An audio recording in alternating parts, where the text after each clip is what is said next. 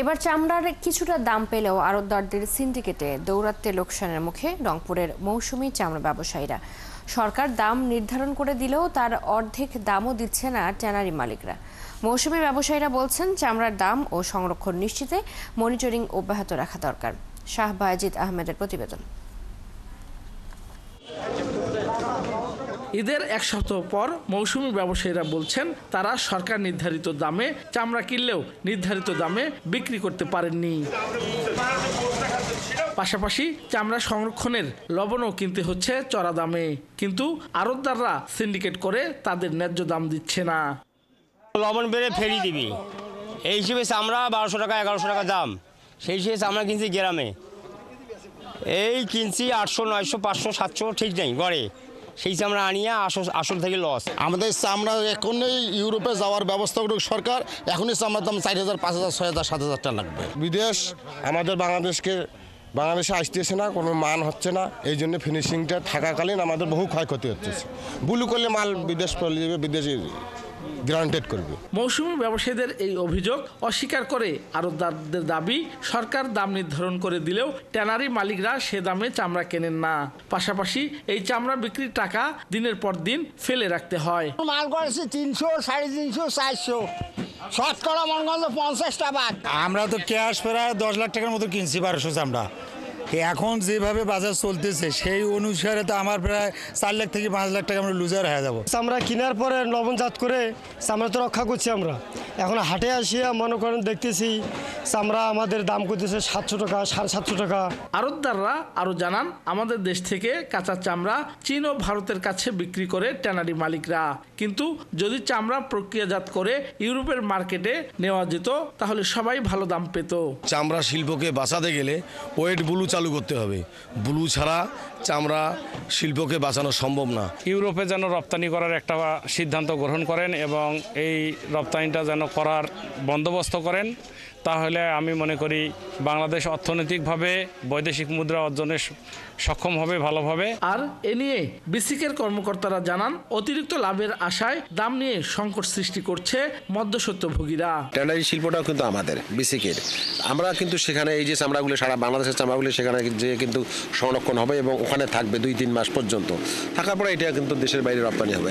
এখন এর মাঝপথে কেনা বেচা হয়তো বেশি মুনাফার জন্য হয়তো এই কাজটি করা হয়। সরকার চামড়ার দাম নির্ধারণ করে দিলেও এবার রংপুরের প্রতি পিস গরুর চামড়া বিক্রি হচ্ছে 100 থেকে 500 টাকায়, ছাগলের চামড়া বিক্রি হয় 5 থেকে 10 টাকায়। সরকার নির্ধারিত পশুর চামড়ার দাম, গরুর চামড়া ঢাকার ভেতর 1350 টাকা, গরুর চামড়া ঢাকার বাইরে 1150 টাকা, খাসির চামড়া প্রতি বর্গফুট 22 থেকে 27 টাকা, ছাগলের চামড়া প্রতি বর্গফুট 20 থেকে 22 টাকা। শাহ বায়েজিদ আহমেদ, 71, রংপুর। এ বিষয়ে আরো জানাতে আমাদের সাথে রংপুর থেকে এবারে যুক্ত আছেন সহকর্মী শাহ বায়েজিদ আহমেদ। বায়েজিদ, বর্তমানে চামড়ার দাম কেমন পাচ্ছেন ব্যবসায়ীরা, কি বলছেন তারা দাম নিয়ে, সব মিলিয়ে জানাবেন।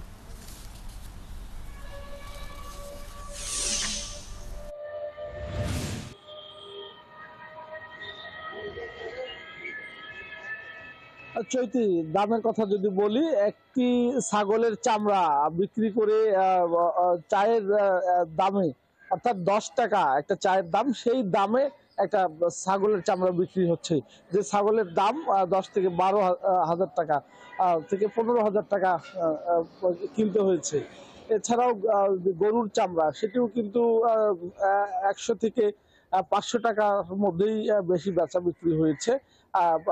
প্রতি বছর কিন্তু এই দিনে দিনে চামড়ার দাম কিন্তু কমে গেছে। এবার যদিও একটা আশার ঝিলিক দেখা দিয়েছিল অন্তর্বর্তী সরকারের প্রচেষ্টায়, আর সেটিও কিন্তু স্থানীয়ভাবে মধ্যস্বত্বভোগী এবং ট্যানারি মালিকদের যে কারসাজি, সেখানে মনিটরিং না থাকার কারণে সেই সুফলটা কিন্তু যারা প্রান্তিক মানুষ এবং যারা কোরবানি দিয়েছেন তারা কিন্তু পাননি।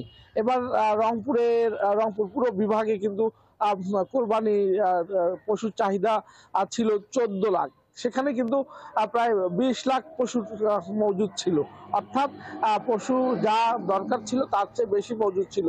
আর চামড়া সংগ্রহ হয়েছে 3 লাখের মতো। এইখানে পুরো রংপুর বিভাগে এই চামড়া বেচা কেনার সাথে জড়িত ছিল 3,500 মানুষ এবং 200 মানুষ ছিল যারা এই পাইকারি ভাবে এই চামড়া বেচা কেনা করেন এবং এর সাথে ট্যানারি মালিকদের যারা লোকজন তারা ছিলেন। কিন্তু যেভাবে চামড়া সংগ্রহ হয়েছে সেই চামড়া যে সরকার আগে থেকে দাম নির্ধারণ করে দিয়েছে আর সেখানে কিন্তু সেটি সুফল পায়নি। এই যে আমি রংপুরে যে চামড়াপট্টিতে আছি এখানে অসংখ্য দোকান ছিল এক সময় এবং এই রংপুর নগরীর চামড়াপট্টি নামে পরিচিত। এই যে আমার পিছনে যে দোকানপাটগুলো দেখতে পাচ্ছেন সেখানে কিন্তু প্রতিটা দোকানে চামড়া কেনা বেচা হতো। এখন শুধুমাত্র 2টি দোকান রয়েছে যেখানে চামড়া প্রক্রিয়াজাতকরণ এবং প্রাথমিক যে প্রক্রিয়াজাতকরণ সেটি কিন্তু তারা করেন।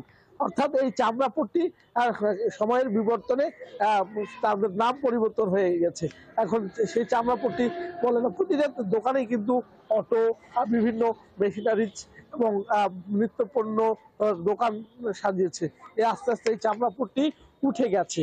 এই যে পরিবর্তন সেটি বারবার এই চামড়া শিল্পে যারা ছিলেন তারা হোঁচট খেয়েছেন, তারা পেশা পরিবর্তন করেছেন। এর প্রধান কারণ হলো গত কয়েক বছরে 2 যুগ থেকে কিন্তু এই চামড়ায় কিন্তু সাধারণ মানুষ যারা ব্যবসা করছেন আর তারা কিন্তু লাভবান হতে পারছেন না, প্রতি বছরে লোকসান হচ্ছে। আর বায়েজিদ, আপনাকে ধন্যবাদ আমাদের সাথে এতক্ষণ যুক্ত থাকবার জন্য। আমাদের সাথে রংপুর থেকে যুক্ত ছিলেন সহকর্মী শাহ বায়েজিদ আহমেদ।